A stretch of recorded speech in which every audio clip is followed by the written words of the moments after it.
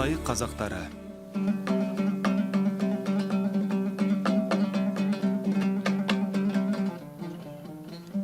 Қытайдағы қазақтардың қоныстанған жерлері Тәңір тауының солтүстігіндегі Ерен қабырға, Алтай, Тарбағатай таулары, Іле өңірі секілді аса көркем жерлер.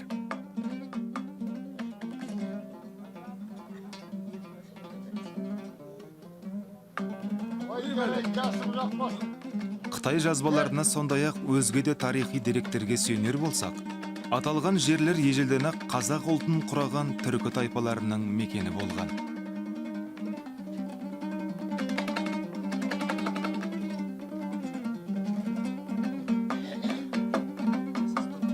17 ғасыр мен 18 ғасырдың бірінші жартысындағы жоңғарлармен соғыс кезінде қазақтар өздерінің ежелгі ата қонысы Жетісу, Тарбағатай аймақтарындағы шұрайлы жайылымдарынан айырылып қалды.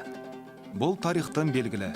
Қазақ халқына зор нәубет әкелген Ақтабан шұбырында Алқа көл сылама кезеңі болатын.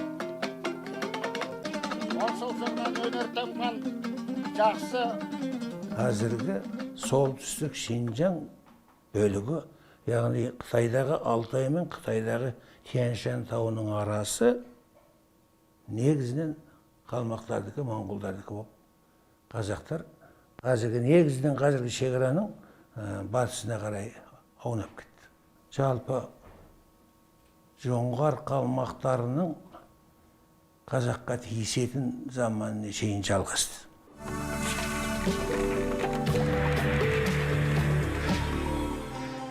1757 жылы Қытай жасақтары қазақ әскерінің көмегімен жоңғар хандығын талқандады.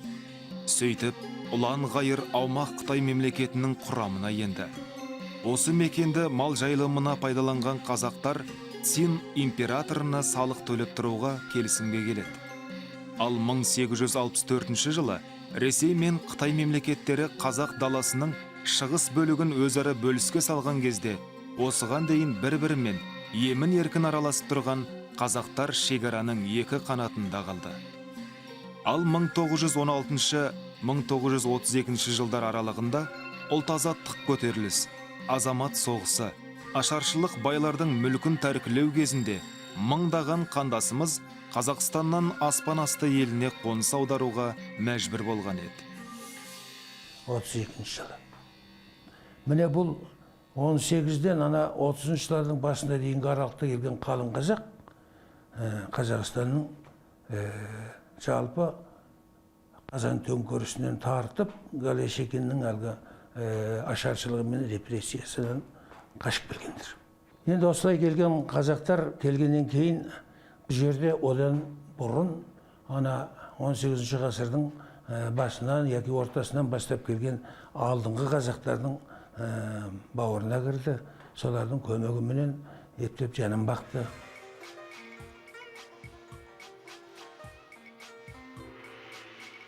Қытай Халық Республикасында бүгінгі таңда 1,5 миллионға жуық қазақ тұрады. Олар негізінен Шыңжаң автономиялы Ұйғыр районына қарасты Іле, Алтай, Тарбағатай аймақтарында тығыз орналасқан. Мұндағы қандастарымыздың көбі орта жүзден Керей, Найман мен ұлы жүзден Албан, Суан руларынан тарайды.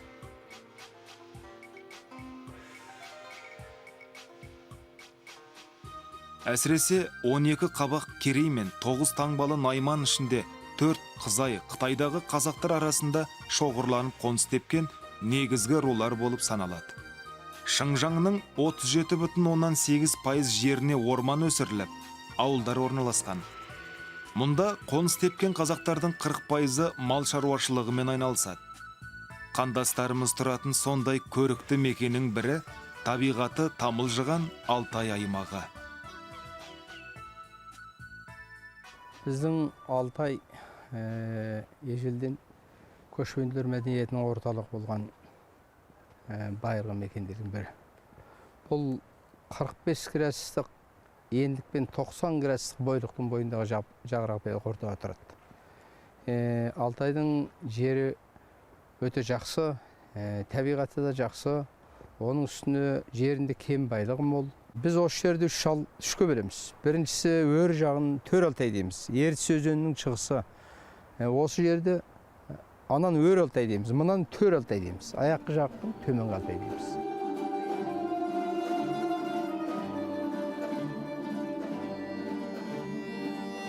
Алтай аймағын жергілікті қытайлар Алтын тау деп атаса, қандастарымыз күміс су деген теңеу айтқан екен. Өйткені Асқар тау шыңдарынан Қыран өзені қақ жарып ағады. Алтай өңірі қарағайлы, қайыңды, тал теректі, орман таулардан тұрады. Сондықтан жасыл желек жамылған аймақ қазақ халқының мал жайылымына өте ыңғайлы болып келеді. Малшы қауымы мемлекеттен жерді жалға алып, 4 түлік малын төлдетіп, ішіп жемін айырып отыр. Олардың жаз жайлауға, қыс-қыстауға көшуіне жергілікті атқамінерлер жағдай жасап, жайылымды дұрыс пайдалануын үнемі назарда ұстап отырады екен.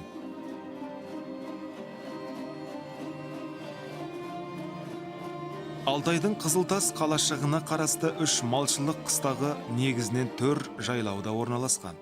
Осы тұрған жеріміз ушілік жайлауы болады.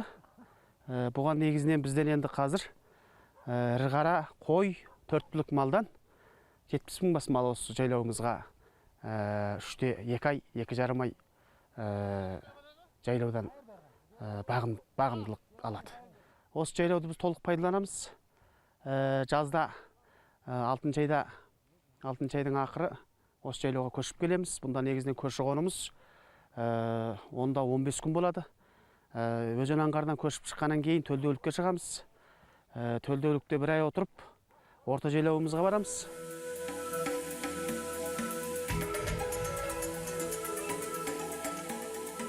Гымын Тілепалдылы жайлауда туып, бала күнінен мал бағып өскен қазақтың бірі. Қазір ол 4 түліктің бәрін қолында өсіріп, жыл сайын мал басын арттырып отырған алдыңғы қатардағы малшы. Табиғаты қазаққа жақын бие мен шұбаты мол түйесін, мыңғырлаған қой сиырының өрісін кең далада кеңейткен қандасымыз жеке табысының молайып отырғандығымен мақтанады.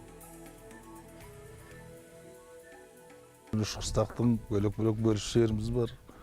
Біз осы мал шветіне қараймыз. Біздің енді осы жерде 10 шақты семья бар осы қарсыда. Осы біздің 4 жайлау болады. Жылқы бар, түйе бар, сиыр бар, қой бар дегендей. Бәрі бар, енді соның бәрімен тұтынып жатырмыз. Осы жайлау өзімізді болғаннан кейін. Сол малдарды әкеп, осы жайлауға жайып қайтамыз. Біздің Алтайдың өн бойында, батысында дәм, жем, білезік, алқабек, қаба, қанас, жікбілең, қом, сомдайрық, қыран, ертіс, шығысында Шағынқол, Шіңгіл, Бұлғын қатарлы 13-12 өзен бар.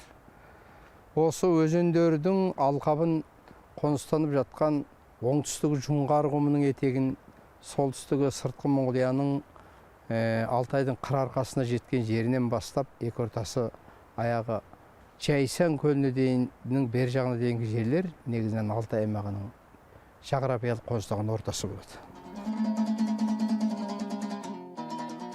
Қазақтарымыз қоныстанған жасыл алқап, кең жайлау, халқымыздың жанынан жақын. Жүргін жылылыққа бөлейтін, атамекенге деген сағынышын басатын қасиеті зор құтты мекен. Сондықтан, әр қазақ осы жерді ауыз бірліктің ұйытқысы, берекелі өмірдің базарлы қонысына балап, көзінің қарашығындай көреді. Халқымыз жайлауда мал жайып, қой қоздатып қана емес, әсем даланы думанға бөліп, ән күймен әр күнін мерекеге айналдыра білген. Сондықтан бұл өңір байырғы заманнан бері батырлар мен ақындардың, өнерпаздардың мекені болған.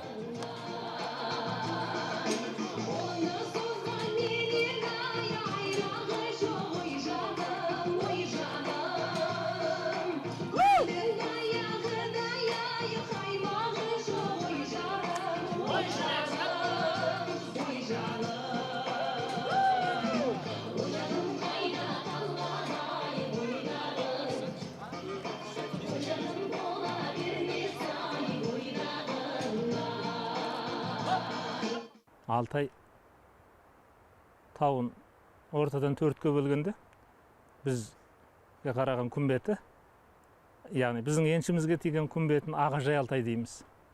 Осы Ағажай Алтайдың күні бүгінге дейін қаймағы бұзылмаған дәстүрлі мәдениеті бар, сақталып келе жатыр.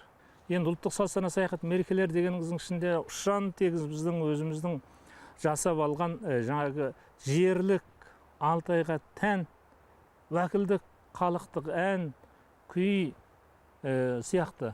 Одан кейін Миса қиса дастандарымыз, ауыз әдебиетіміз, одан кейін қол өнеріміз, кестешілігіміз, алуан түрлі айтып жеткісіз өнерлеріміздің барлығы осының ішінде.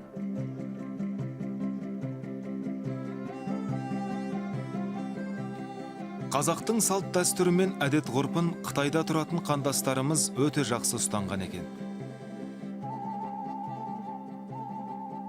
Қазақтың киіз үйін құрып, оның ұлттық нақышта безендірілуіне мән берген шеттегі ағайын өскелең ұрпақтың санасына бабаларымыздан келе жатқан құнды қазынамызды дәріптеп отыр.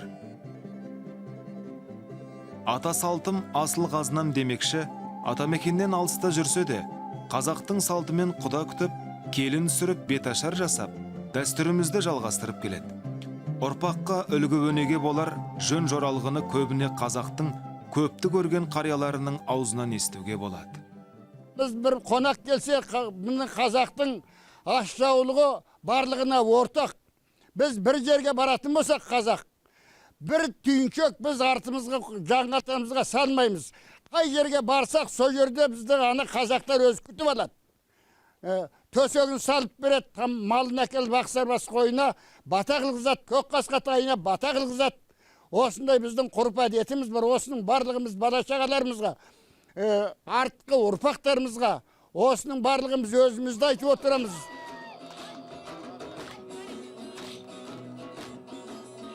Қазақ халқының даласындай дархан пейілі мен қонақжайлық қасиеті туралы 19 ғасырдың аяқ кезінде Ресей зерттеушілері қазақтар осы уақытқа дейін жылы жүзділігімен, қайырымды ақ көңілділігімен және қонақжайлық қасиетімен таң қалдырады.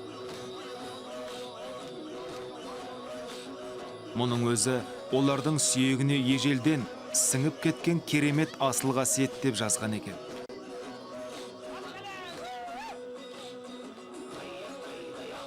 Ал құрметті жамағат, құда-құдағилар келіп жеткен екен, ақ жарма шашумен қарсы алып алайық қареки.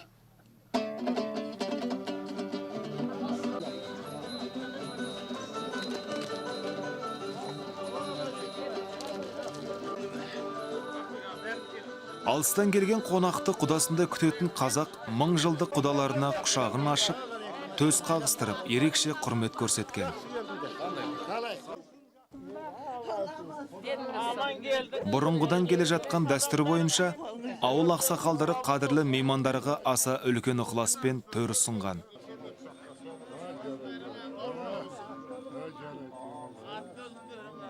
Бұл халқымызда атадан балаға мұра болып келе жатқан ежелгі әдет ғұрпымыздың бірі.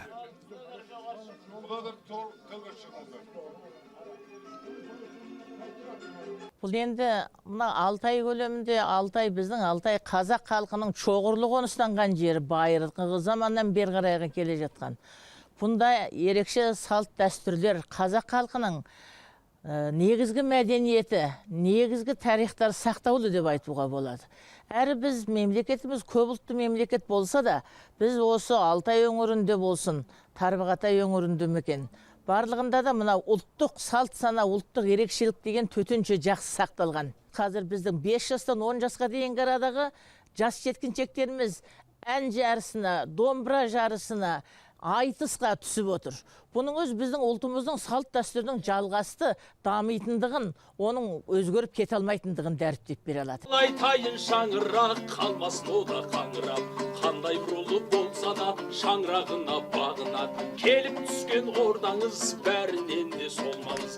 Олай болса келін жан шаңыраққа бір сәлем. Халқымыз үшін дүниедегі қызық пен қуаныштың ең бастысы келін сүру. Қазақ салты бойынша келін үйдің босағасын оң аяқпен аттайды. қуаныш пен шаттыққа бөленген ақ жаулықты аналар шашу шашып, құтты болсын айтылады. Салт бойынша жаңа түскен жас келінге ауылдың өнерпаздары беташар жырын арнайды. Ашық болса жолмаған домбырамды қолға алам, Ибалудың біретін ата салтын қорғаған, алдымен елге бас ем, тойдың сәнін тойлаған, жүйесімен сөз айтып, келін жайды толғанам, жақсы келін тапқаны барғалықтың мақтаны. Ақ жол тілеп анаң тұр, алдынан шашу шашқаны, екі жастың мәңгілік ашық болсын аспаны, ата қазақ жолым мен бетінде тұрмын ашқалы.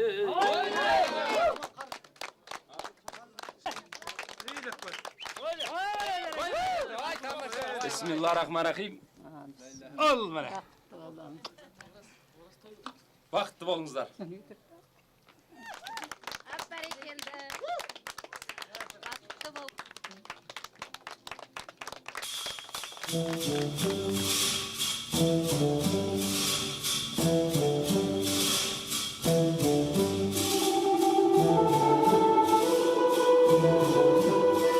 Батаменен ер көгерер, жауынмен жер көгерер дейді халқымыз.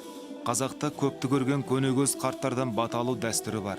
Үлкен қариялардан қол жайып бата сұраған қазақ баласы өзін үлкен сенімге жетелейтін рухани күш алады. Ұзақ сапарға шығар алдында сүндетке отырған сәбиге, дастарханға, некеге тұрған жастарға, жалпы барлық жаңа басталатын істің бәріне де жақсы тілек осы бата арқылы айтылады. Омин десең берейін бата, қоссақ қудай аспанда қанат қағып самғасын, балаларға құдайым берсін өмір жалғасын, ісі жағып қоғамға халықтың алсын алғысын, басына мәңгі кетпейтін, басына мәңгі дәулет берсін. Біздің мына Алтай көлемінен қарағанда мен өзім жасап отырған жерден бастап айтқан күннің өзінде бүтін біздің аймағымыздан ауданымызға дейін, ауданымыздан ауылымызға дейін ұлттық салт сана бойынша осы әдебиет көркемөнер істе төтенше дәріптеледі. Және ұлттық ойындар, ұлттық дене тәрбиелер үнемі жүргізіліп отырады. Ол мейлі сар жайлауда, жазды күндер жайлауда ат үстінде ойындары менен қазақ халқының айтыстары, қазақ халқының шеберлік өнерлері көргізбеге қойылып, дәріптеліп отырады. Қытайда соңғы жылдары аз ұлттардың мәдениеті мен тарихын тереңірек насихаттау мақсатында арнайы бағдарлама қабылданған. Осы арқылы мемлекет аз халықтардың салт дәстүрі мен әдет ғұрпын сақтауына ерекше мән беріп отырған көрінеді. Мәселен, қазақ халқының ұлттық құндылықтарын дәріптеу тұрғысында Алтай қалалық әкімшілік мекемесінің қолдауымен тұңғыш рет 4 бөлімінен тұратын көш жолында және ағажай атты көлемді шығармалар сахналанған. Сондай-ақ қазақтардың тарих тереңінен сыр шертетін Алтай қазағының саз сырнай мұражайы ашылып, сырттағы қандастарымыздың рухани көкжиегін кеңейтіп жатыр. Біздің осы жұмысты істеп отырған біздің де жұмыс салмағы төтенше ауыр. Өйткені жаңағы қаймағы бұзылмаған мәдениетті аштық, жалғадық. Енді оны жаңа ұрпаққа жету үшін біздің ұрпақтарымыз бұған жауапкер болу керек. Біз сол жаңағы не көп қимылдың түрін неге көбейтіп, айтысымыз неге көбейтіп осындай қылып жатырмыз дегенде сол ұрпақтарымыз білсін деп ойлаймыз. Нәпсісіндей пенденің обыр қайда, алақанмен өтпес ол шоғырлаймай. Бір салқынға түбінде соғады майма, қалыспайтын мәңгілік көңіл қайдай.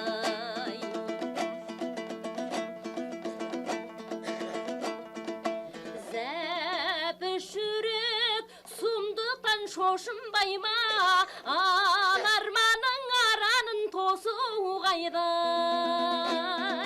Қиянатсыз әредей жер қайда бар, есебі жоқ көңілде досың қайдай.